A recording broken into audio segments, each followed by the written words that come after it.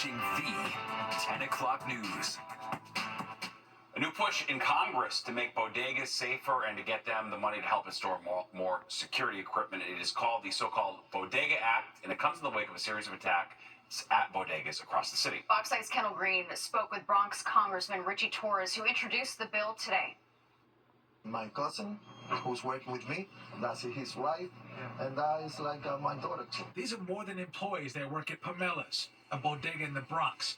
It's family working behind the counter. And Radames Rodriguez, the owner of the bodega, values their safety, but tells us he lacks the tools to maintain it. What is the owners and the employees being through is very difficult. That's why Bronx Congressman Richie Torres is rolling out new legislation aimed at supporting bodega workers in his district and across the country. There's a crisis of violence against bodegas. He aims to get the Bodega Act passed to provide bodegas with grant money to install security systems like panic buttons and surveillance cameras to prevent crimes and help police respond more effectively. As the history of violence at bodegas, often deadly, affirms his push. The single most traumatic event that I saw was the barbaric murder of Junior Guzman, who fell victim to a monstrous and murderous gang assault that began inside a bodega. Junior Guzman and so many others that have been killed looking for a safe haven in a bodega, and the bodega owner wasn't able to do anything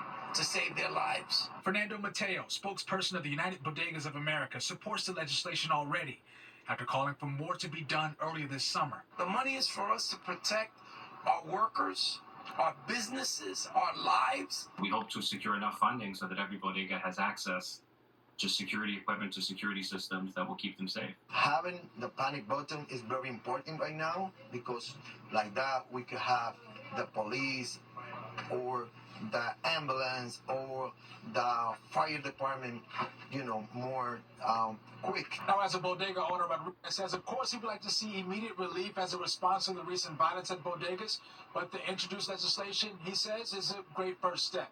In the Cortona Park section of Bronx, Kendall Green, Fox 5 News.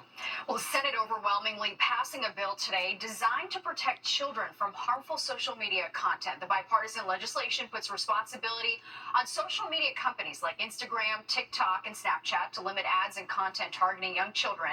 It also gives parents more control to monitor their child's social media use. No longer will we rely on big tech when it says, trust us.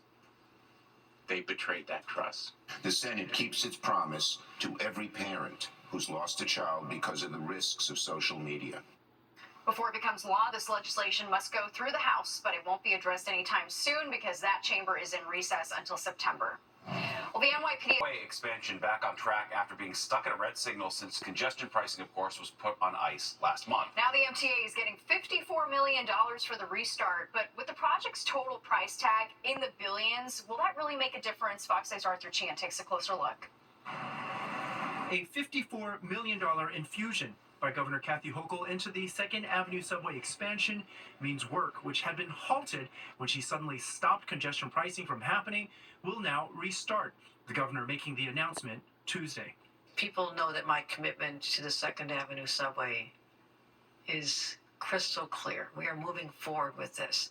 The new funds will be used to relocate underground utilities on a span of 2nd Avenue from 105th to 110th Streets. While it is a crucial part of extending the Q train north of 96th Street to reach 125th and Lexington Avenue, it is a fraction of the $7.7 billion the extension is expected to cost, leading watchdog groups like Reinvent Albany to call Hochul's announcement a drop in the ocean. It's like finding some quarters in the couch cushions. It's a drop in the bucket of what the MTA really needs to make sure that all those capital projects can move forward and we can have a functioning transit system. The MTA was counting on congestion pricing to raise $15 billion for its capital budget, and transportation experts point out $54 million won't do much to plug that hole.